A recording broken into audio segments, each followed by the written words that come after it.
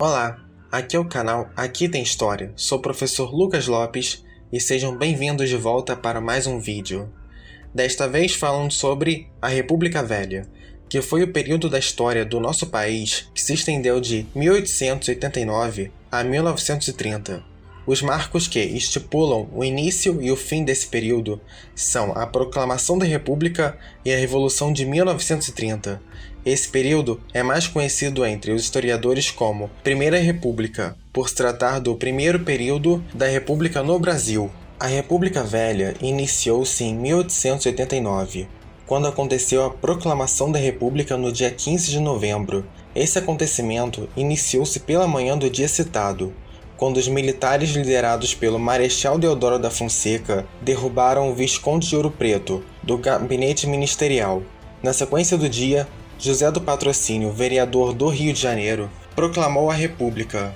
Após a proclamação da República, Deodoro da Fonseca foi escolhido como presidente provisório. Em 1891, o Marechal foi eleito presidente do Brasil para um mandato de 4 anos, mas renunciou ao cargo e foi sucedido pelo seu vice, o Marechal Floriano Peixoto, que permaneceu no cargo até o ano de 1894. Esse período de 1889 a 1894, em que o país foi governado por 2 presidentes militares, é conhecido como República da Espada. Falando das características socioeconômicas do período, a República Velha foi um período em que o Brasil esboçou um desenvolvimento industrial, mesmo que bastante tímido.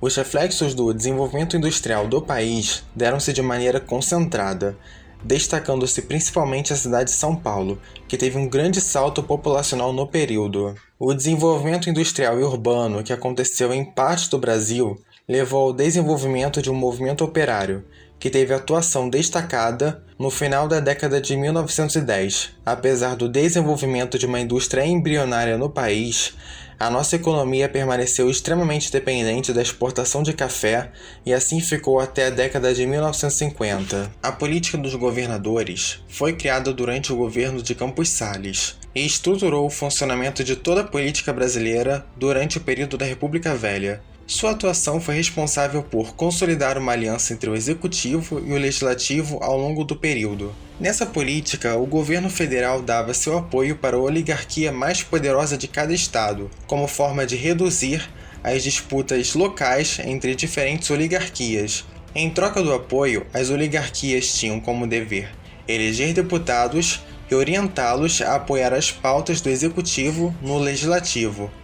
Para que a política dos governadores desse certo, o coronel era uma figura essencial, uma vez que todo o arranjo para conquistar votos para eleger os deputados da oligarquia era feito por essa figura. O coronel, enquanto figura de poder local, utilizava-se do seu poderio financeiro para exercer pressão para que os eleitores votassem no candidato desejado. A intimidação de candidatos ficou conhecida como voto de cabresto. Os coronéis, por sua vez, não obtinham a quantidade de votos desejados somente pela intimidação, mas também por meio da manipulação eleitoral. 2 práticas muito comuns eram utilizar o registro de pessoas mortas, para que uma mesma pessoa pudesse votar diversas vezes, e manipular as atas eleitorais. A política do café com leite é um dos conceitos mais conhecidos desse período e faz referência ao acordo que existia entre as oligarquias de São Paulo e de Minas Gerais, a respeito da escolha dos presidentes. Esse acordo estipulava que as oligarquias citadas revezariam os candidatos que concorreriam à presidência.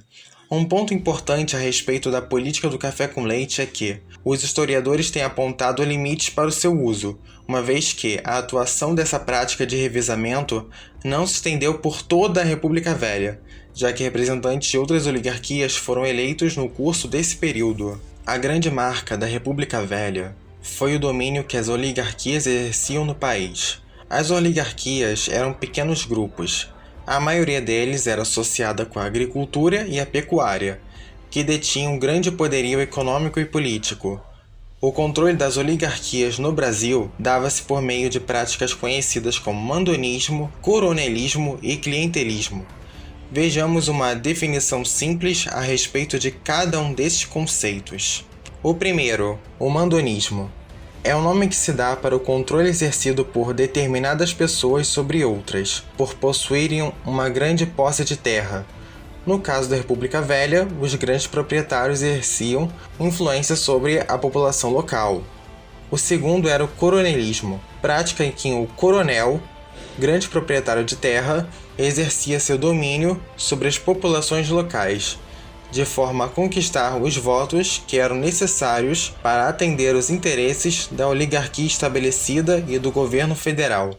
A conquista do voto da população local acontecia, por exemplo, por meio da distribuição de cargos públicos que estavam sob controle do coronel, ou também pela intimidação. O terceiro era o clientelismo, que é a troca de favores que é praticada entre dois atores politicamente desiguais. Essa prática não precisa da figura do coronel para acontecer, pois toda entidade politicamente superior que realiza um favor a outra politicamente inferior em troca de um benefício está praticando o clientelismo. Outro ponto importante sobre a Primeira República é o que diz a respeito às duas práticas bastante conhecidas, a política do café com leite e a política dos governadores, dois mecanismos que davam sustentação ao domínio político das oligarquias. Falando agora sobre revoltas e tensões. Quando o assunto é sobre os direitos sociais, a República Velha é marcada como um período em que esses direitos foram bastante desrespeitados. Os desrespeitos aos direitos sociais e a existência de uma desigualdade evidente fizeram com que esse período também fosse de luta para muitos que buscavam uma condição de vida mais digna e estavam insatisfeitos com as ações praticadas pelos governos. Existe inclusive uma frase que geralmente é atribuída ao presidente Washington Luiz, que dá o tom da forma como a questão era tratada na República Velha. A suposta frase dita pelo presidente foi: "Questão social é caso de polícia".